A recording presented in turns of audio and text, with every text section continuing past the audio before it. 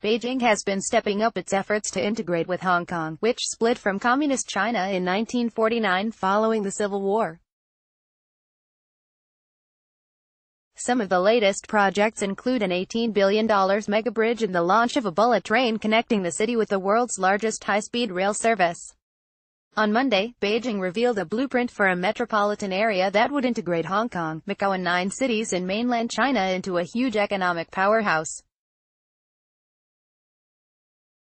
The project, named Guangdong-Hong Kong-Macao Greater Bay Area, is set to cover an area of 56,000 square km with a total population of roughly 70 million, more than that of the United Kingdom, according to state-run Xinhua news agency. As one of the most open and economically vibrant regions in China, the Greater Bay Area plays a significant strategic role in the overall development of the country, reads the roadmap. It calls on the 11 cities to step up their cooperation in the Belt and Road Initiative, innovations and technology, as well as boost infrastructural connectivity and ecological conservation.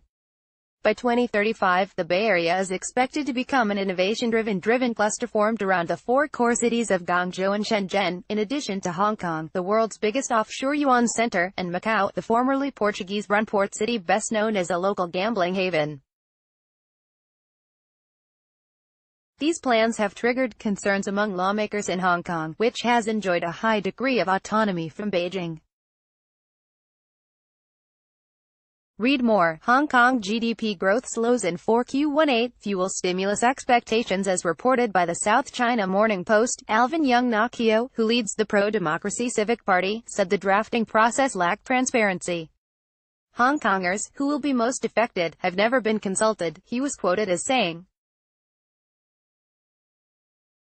His comments were echoed by Democratic Party Chairman Wu Kai-wai, who claimed that the Hong Kong government has not been protective enough and that the Greater Bay Area project would benefit Hong Kong's neighbors more than the city itself.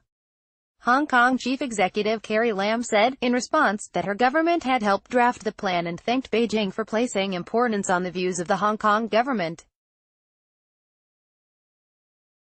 The development of the Guangdong-Hong Kong-Macao Greater Bay Area is not only a new attempt to break new ground in the country's pursuit of opening up on all fronts in a new era, but also a further step in taking forward the implementation of one country, two systems, a government spokesman said. China has already stepped up its efforts towards erasing barriers with the city. Last October, Xi Jinping opened the world's longest sea bridge, which links Hong Kong and Macao to the mainland city of Zhuhai. The mega bridge, which reportedly cost $18 billion, enabled smoother travel between the cities for cargo and passenger vehicles. In September, Hong Kong was linked with mainland China's 25,000-kilometer high-speed rail network with the launch of the Hong Kong section of the Guangzhou-Shenzhen-Hong Kong Express Rail Link. It comes at a time when China is entangled in a full-blown trade war with the United States, which has escalated from tariff disputes to accusations of espionage by Chinese tech companies.